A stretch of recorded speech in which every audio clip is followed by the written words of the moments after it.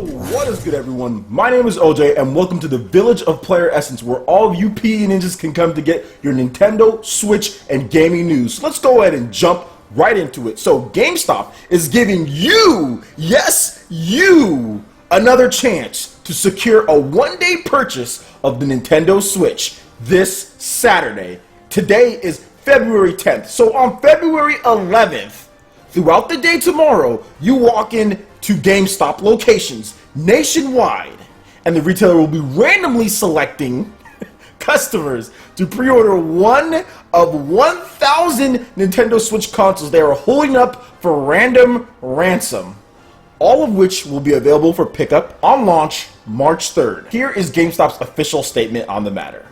Tomorrow only, guests can stop by GameStop for a chance to pre-order one of 1,000 Nintendo Switch consoles, which will be available at launch on March 3rd. GameStop stores and guests will be selected at random throughout the day on Saturday. They just walk in and ask and don't have to purchase anything.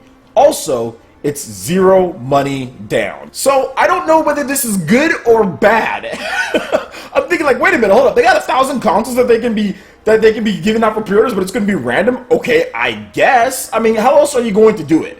Obviously, Nintendo Switch is a hot item right now, right? And if you're GameStop, you're getting a second allocation. Do you basically give it to the people who just camp out there, you know, who are going to camp out and get them?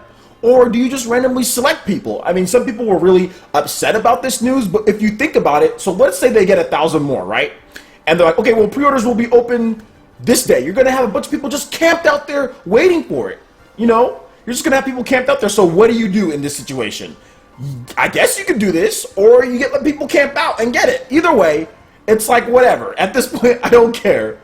I really don't care what they do. And I got mine pre-ordered. You know, I went to Best Buy. Best Buy to me was probably the best place to pre-order it. I went to Best Buy. It was easy. They had it online. The Best Buy Gamers Club absolutely destroys GameStop's power-up rewards crap. Okay, Best Buy Gamers Club. If you're buying your stuff at GameStop, you should stop. Just listen to the last half of that. Stop. And drive to Best Buy. If you have one in your town, now not everywhere has Best Buy, so I understand. But if you have a Best Buy, stop going to GameStop, stop doing the power-up crap, and get a Best Buy rewards card, okay? Or Best Buy My Gamers Club. Get that. $30 a year, way better, fat discounts on freaking new games, heck, games in general, pre-order bonuses, all sorts of stuff. Banked up points to where you can actually exchange for gift cards to buy more games. I mean, Best Buy is so much better. So if you have one, switch over. But anyway, good luck to the 1,000 walking into that store to try to get a Nintendo Switch. There's so many locations. This is going to be absolutely ridiculous. But anyway, we're moving on here. So we've got some Bloodstained Ritual of the Night goodness. We have 2 new enemies and a composer interview to go over. So as part of the Bloodstained Ritual of the Night February Kickstarter update, 2 new enemies are introduced. We have the first look at the Flying Harpy Aiello, something like that, and the demon beast Girimond, something like that. You'll see it there. Below are the official comments from Bloodstained Koji Igarashi about both enemies. Our first new enemy here is listed. This flying harpy keeps its distance from the player. Our original plan was to put her in the ship stage, where she would use physical and wind attacks.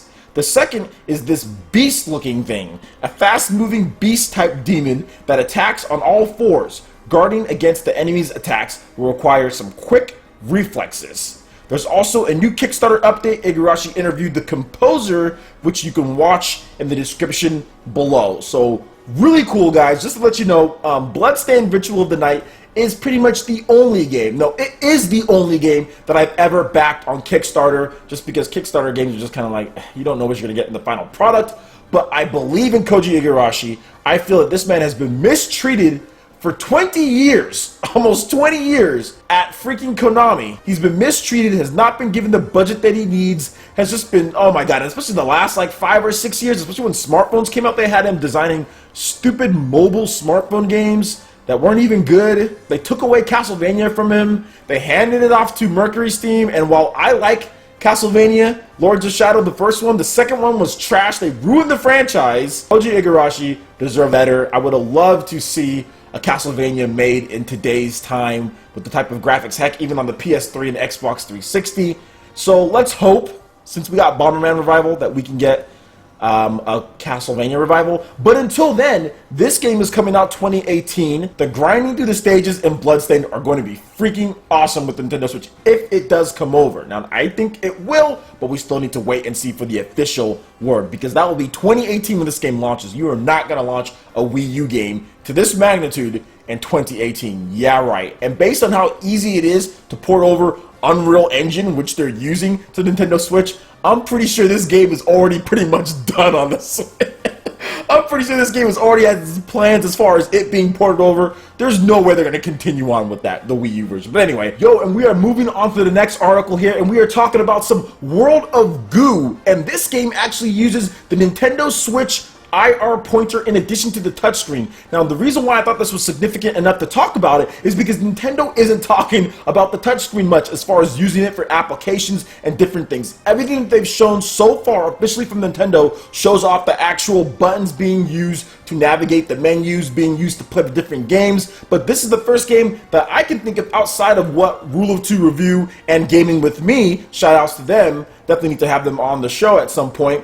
But what they showed off when they were at one of the Nintendo preview events for the Switch with Skylanders, where the guy was kind of flipping through the Nintendo Switch and saying, hey, this is what you can do with the touchscreen here. So this is probably the second game confirmed now to where you'll actually be able to use the touchscreen on the Nintendo Switch to play the game. In addition to that, you'll also be able to use the IR on the screen. So this is actually interesting because this brings about many different gameplay possibilities, and I think this is the reason why the Nintendo Switch is pretty much the ultimate Nintendo console and portable at this point. It's taking the aspects that you got from the Wii, but it's going to be completely functional and using buttons as well. So something that the Wii lacked when it came to certain games where Nintendo made you use IR or made you use that. Then you had the DS where most games would let you use buttons, but some games forced you to use the touchscreen. Well, with this Nintendo Switch, you're going to be able to get that as well. Then you have the portability of course, a portable console, but also the console power, but not limited or tethered to the system like the Wii U, because you can take this Nintendo Switch anywhere.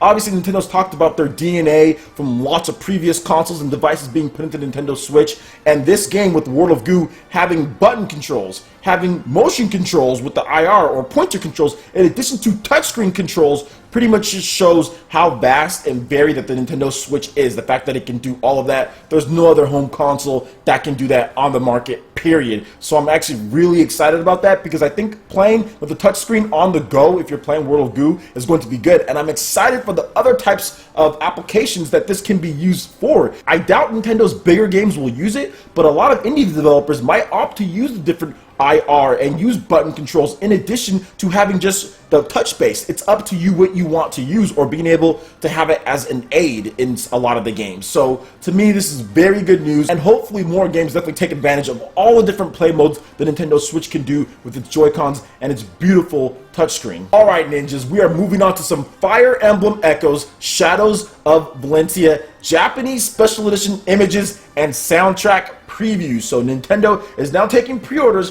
for Fire Emblem Echoes, Shadows of Valentia Complete Edition in Japan today to give fans a better idea of what they're purchasing. Nintendo has given a preview of sorts. So first, we have several images showing off the special art book, Sound Selection Echoes CD, and the Fire Emblem HD movie collection. The CD can also be found in the Fire Emblem Echoes Shadows of Valentia limited edition. There's a lot of cool stuff here. I'm not going to go over each one, but make sure you guys check it all out. Description below, there's some really nice stuff, and I hope that this comes over to the States because I really want this stuff. I really want it. I missed out on the last special edition for Fire Emblem when it came to Fire Emblem Fates and all that, having all of them in one, and I could have pre-ordered it, and I missed out on the Fire Emblem new Nintendo 3DS, which I should have pre-ordered that as well because that was gone.